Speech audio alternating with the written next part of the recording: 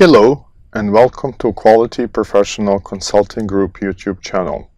My name is Ben Tomic, and in this particular video we're going to discuss one very important thing, which is approval of documents in ISO 9001-2015 Quality Management System. Okay, so ISO 9001-2015 requires that organization controls the documents required by the quality management system. Particularly, the clause 7.5 of ISO 9001-2015 standard requires that when creating and updating documented information, the organization must ensure certain elements. And these elements are first of all, identification and description of the document, like a title, date, approval authority, and a document number. Then format, language, software version, graphics, and media. Is it going to be a paper copy or electronic copy?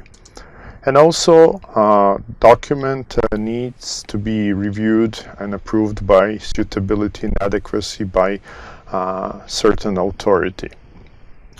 Okay, so let's look one example of the one document. This is a procedure here in the form of flowchart, and what are we interested in here is the header of the procedure, right? So how are we going to satisfy those ISO 9001-2015 requirements? And I'm going to enlarge this header over here, and let's look individually each of these elements in the header. Of course, you can add the company's logo or company's name in this portion here if you want to, assign this particular document to certain organization and show the proprietary, function of this element, but that's not mandatory. Anyway, so the type of document and title is shown in the this field here. So we demonstrated this is a quality procedure. This is the type of the document, and the title is documented information. So we satisfied one element of ISO 9001. Also, we got the document number here. It's a QP01, so this is the procedure, quality procedure 01, and we distinguish this document from the others in our quality management system by designating particular document number. We also need to have a revision. Revision is a control of the document. Anytime we want to revise, we want to change something in our document, we cannot just go and do that. We have to basically first certain authority needs to review it for the adequacy, correctness, and to approve it. And once the document is approved, then we have to issue new revision of the document. This is how we control basically this is configuration management that we have to apply, and it is required by ISO 9001-2015. Also, we got the date of approval, or the date of issue of this document. This is also way how we control this document. And we got the approval authority here, name and function of the authority who is ultimately responsible for this type of document. Okay, so the question is, who approves documents in quality management system? How we determine that? So process owner is ultimately responsible for the processes for which him or her is accountable. Therefore, the approval authority for certain documents is an appropriate process owner. So process owners approve documents that belong to those processes for which they are responsible or accountable for. Okay, so how we can determine the process owner? Okay, so the best way is to review established responsibilities and authorities within quality management system. And RACI matrix that we had previously mentioned in one of our videos, RACI stands for responsible, accountable, consulted and informed, is the best tool to control different levels of roles, responsibilities and authorities in the organization. Okay, so let's look on a RACI matrix. This is one example. We got 9 processes here from process 1 to process 9, and we got all functions that we listed, important functions from our organizational chart, which we already had previously discussed in one of our videos. So we could look for each of these process, which function is responsible, accountable, consulted, or informed. And these are all different levels of commitment to a certain process. But keep in mind that for particular process, only one function can be accountable. There are multiple functions that could be responsible or consulted or informed, but only one driver in the car can be at the moment. So only one function can be ultimately accountable for certain process.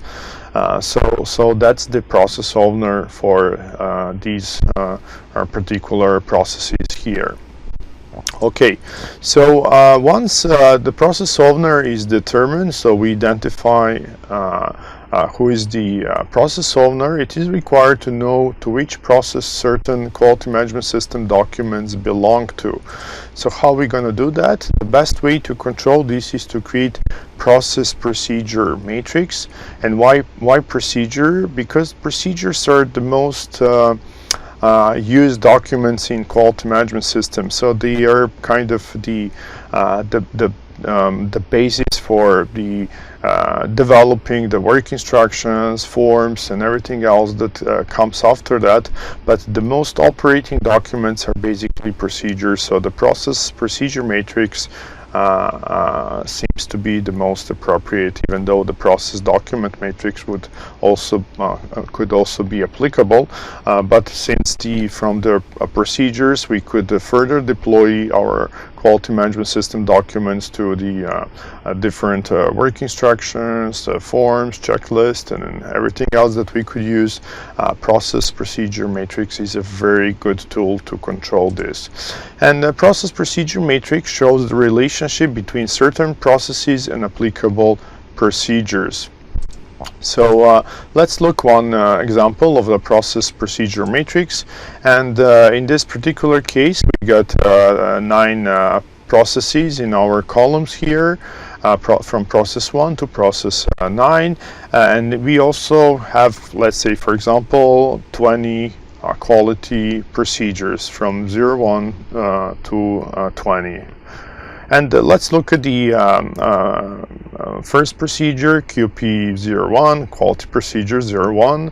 And if you look at this matrix, it belongs to process 1, same as procedure number 2 and procedure number 3, while the procedure number 4 belongs to process number 3, and procedure number 5 belongs to process number 2, and so on and so on and so on. So basically we got the visibility of all interactions between all processes and all procedures in our quality management system.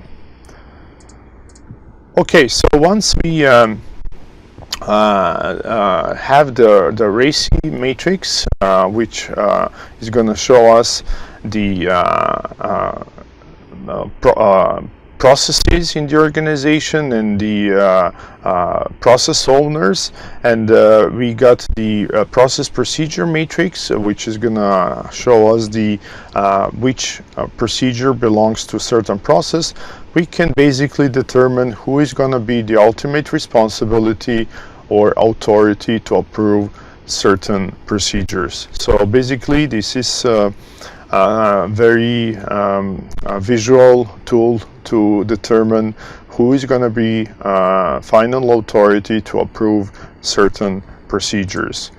Okay, so process procedure matrix can be incorporated into quality manual to show approval responsibilities and appropriate functions. So doesn't require much space. So it's just basically a table that could be incorporated into manual and a quality manual, and to show the who is responsible for certain documents to be approved, particularly procedures. Then in combination with RACI matrix, the process procedure matrix shows three-dimensional relationships, and these are the who is accountable for certain process, that would be the process owner, which procedures belong to certain process, so that would be the process procedure matrix that we have just shown, and the who is ultimately responsible, therefore the approval authority for particular procedure. So we can see that as in interaction between these two tables, who is the process owner and which procedure belongs to certain process. So based on that, we could determine who is going to be the approval authority for certain procedure. And that would be everything for this short video. If you want to stay informed about this particular matter, please do not forget to subscribe to our channel. More videos to come. Thank you for watching this one.